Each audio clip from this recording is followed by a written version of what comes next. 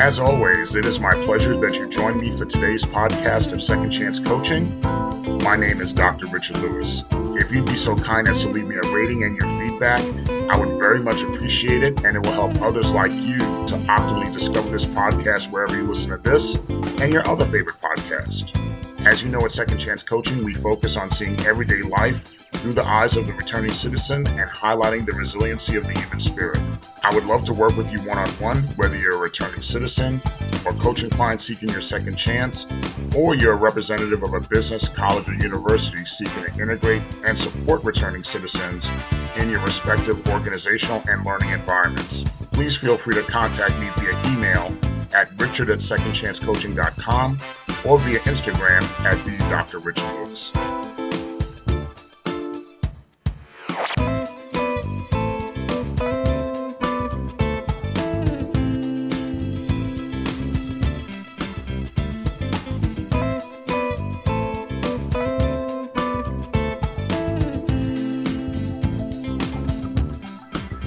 Welcome again to another edition of Second Chance Coaching. I hope all is well on your side of the world and the week has been good to you. The week has been a good week over here, and it's definitely been good to me. As you listen to this, this week is the start of Black History Month in the United States. We celebrate and highlight the history and contributions of African Americans in the United States. If you want to find out more about Black History Month, feel free to go to this website, blackhistorymonth.gov. So that's BlackHistoryMonth.gov. As you also may know as well, I'm a part of the African American Advisory Council for the City of Hollywood here, and we'll be having our own Black History program on Thursday, February 23rd, 2023 at 6 p.m. at the Washington Park Community Center in Hollywood, Florida. So feel free to come out. There's going to be a lot of programming there, a lot of living history, and just a lot of nice surprises and a lot of nice touches to how we do our Black History program. So feel free to come out. I would love to meet you and love to see you there. I've also recently joined the NAACP, and they also have a number of resources and events coming up that you could check out at naacp.org. And if you are living in Broward County, you could check out what they're doing some of the same things for the local chapter at naacpftlbroward.com. So that's naacpftlbroward.com. Once again, I'd like to thank all of you for the support of the podcast. Please throw us a 5-star rating if you think we deserve it.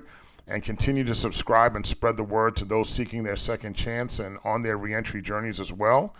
I've noticed that we've gotten a big uptick in listeners from the state of Tennessee.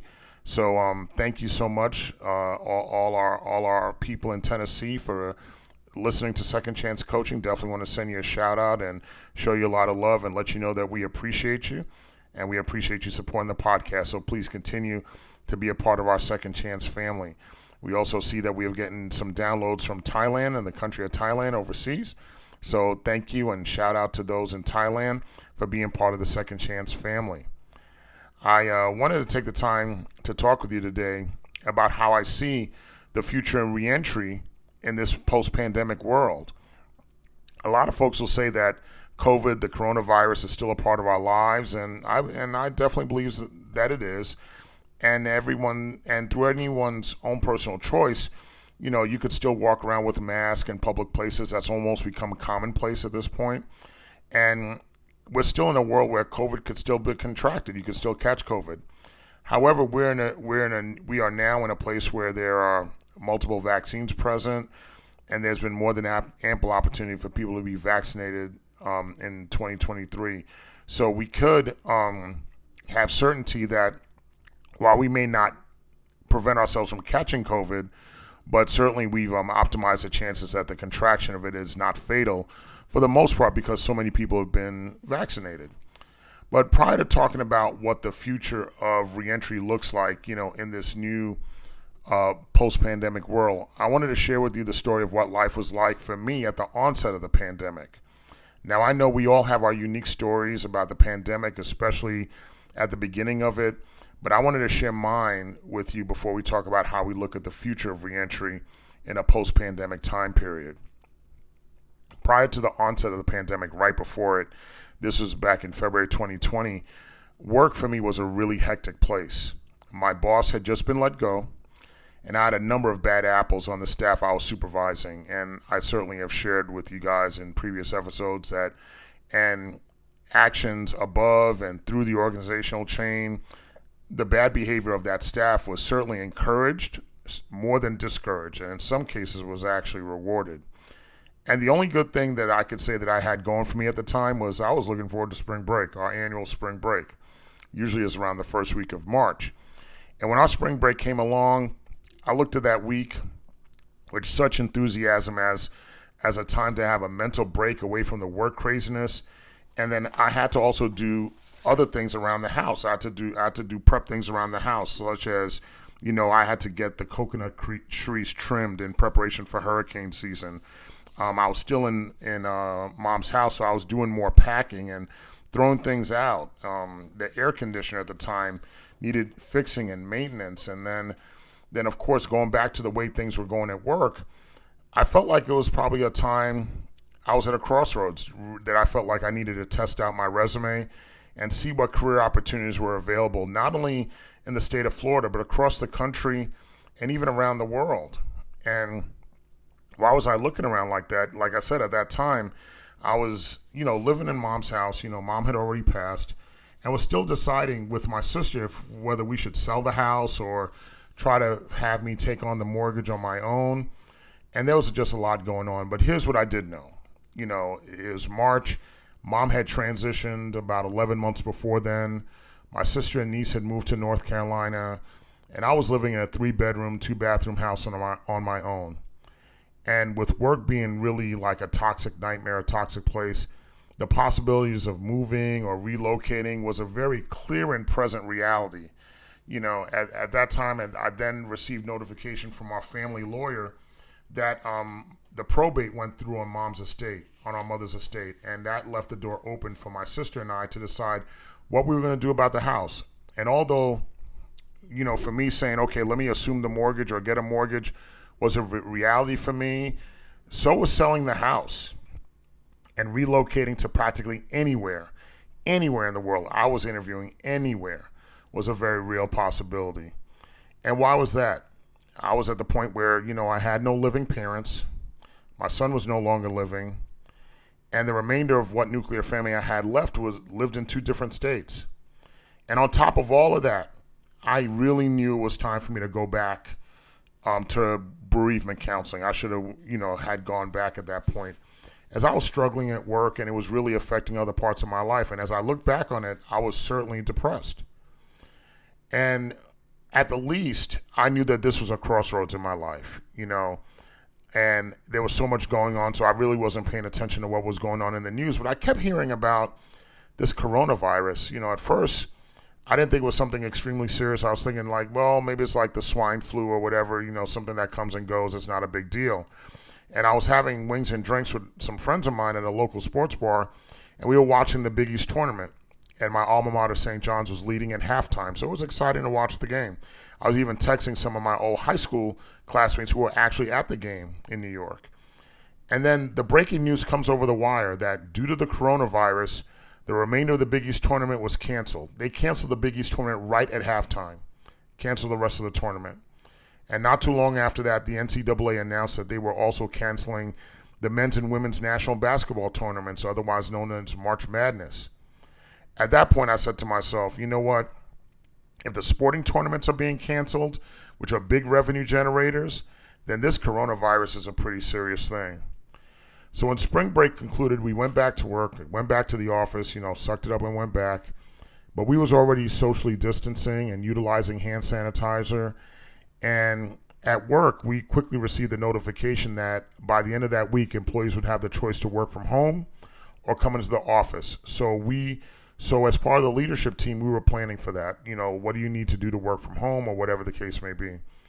Then we received notification later that day that at the very end of that day, we immediately are working from home for the remainder of the term. So take what you could get, do what it is that you could do, and go home and await further instructions on how we would provide services to our students. Now, for those of us also, I was also teaching classes as an adjunct at the time, so I also had classes that I had to teach. Classes were postponed for 1 week while the reconfiguration as to how we would provide the course instruction was being configured. Now, this coronavirus, COVID-19, has turned the world upside down at this point. I'm now working from home, pretty much in isolation with nothing but my work, my time, and my thoughts. I just really, it was just really a different dynamic. It went from one thing to another very, very quickly. But now, certainly, I don't mean this in any way. So carefully, I don't mean this in any way to be inconsiderate or disrespectful, as I know COVID had a devastating effect on so many people. So many people died, and life was literally turned upside down. And even then, since then, life has really never been the same. Even though we're all now transitioning to and trying to go through and grow through this new normal. But I could say, for me, at that time, the ability to stay home from work and to be physically separated from a toxic work environment and having the time to think through where I was in my life at that time, especially being depressed, was practically, from the small paradigm that I was looking at through, it was basically heaven on earth. To not be at work, to not be around certain people, it was heaven on earth. During that time, in addition to working, I was also able to multitask and reach out and work with reentry organizations on so many initiatives, as now the whole world practically was at least if you're doing in the service industry, was working, via Zoom or Microsoft Teams or Cisco WebEx. These became household words for all of us, and I know household words for us right now.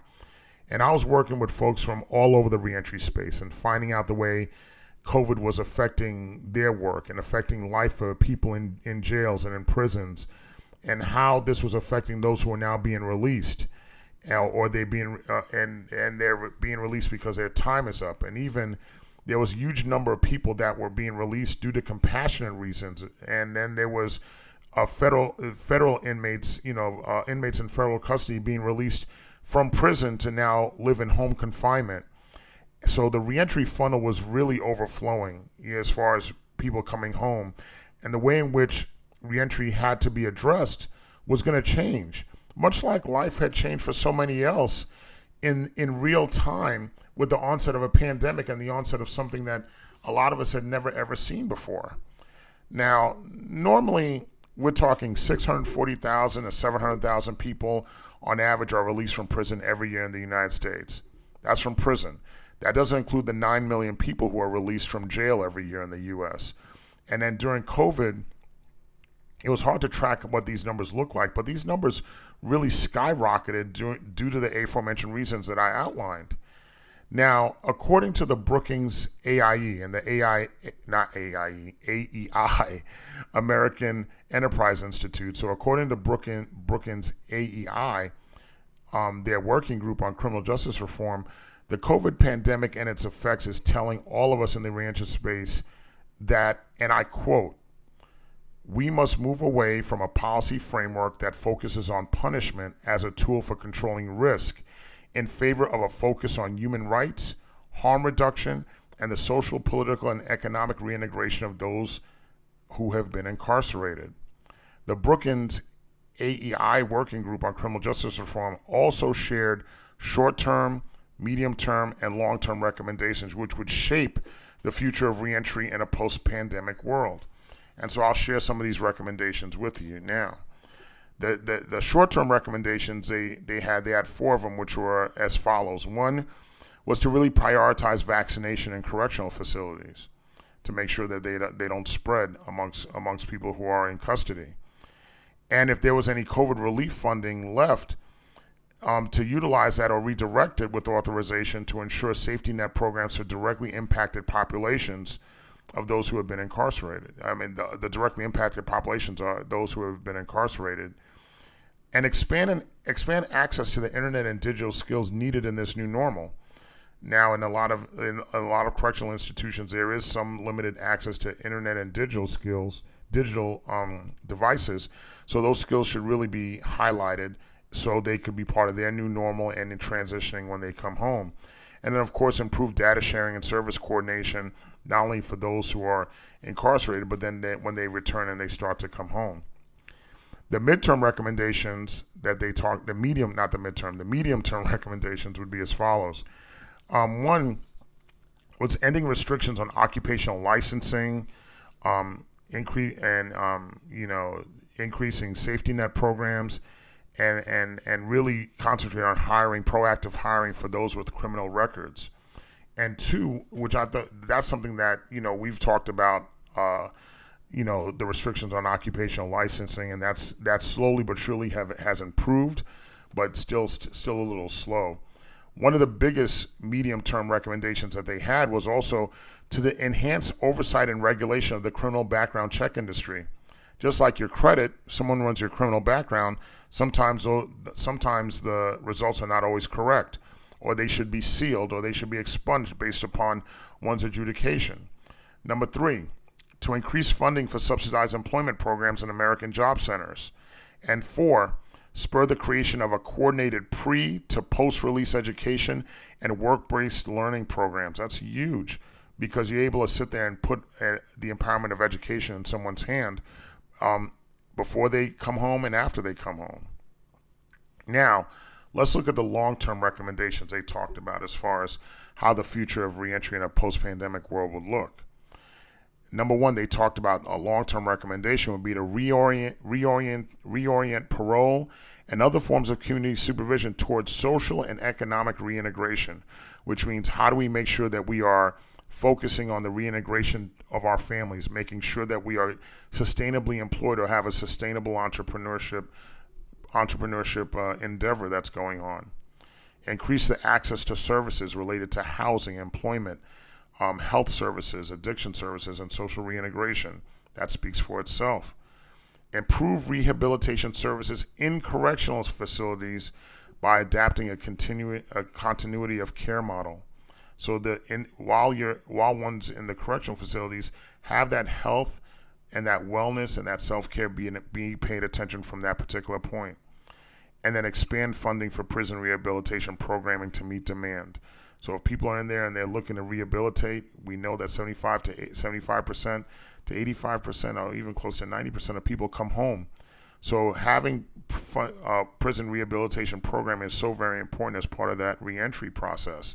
And these recommendations are proposed changes, and even some of these changes are taking place right now, which is really setting the stage for the future of reentry, which has also set the stage for so many changes in various areas of our lives in the aftermath of the pandemic. The future of reentry really does appear to be bright, with the with opportunity, for returning citizens, and because returning citizens could have those opportunities as the world continues to slowly but surely looks at reentry with the perspective of optimally not rewarding them, but optimally receiving them. To say, okay, here are the opportunities. Here's your second chance, rather than perpetual punishment. And in optimizing and having someone have their second chance, or looking at them having their second chance, and especially in a world that has changed so much or continues to change in a post-pandemic dynamic, this will continue to lower recidivism, make communities safer, and everyone wins at the end. Once again, as always, I thank you, as always, for sharing your time with me. It's always welcomed and appreciated. I enjoy spending the time with you every single week. Please continue to reach out to us, stay in contact with us, let us know how you're doing, let us know how we can help. And as always, we look forward to talking to you again next week.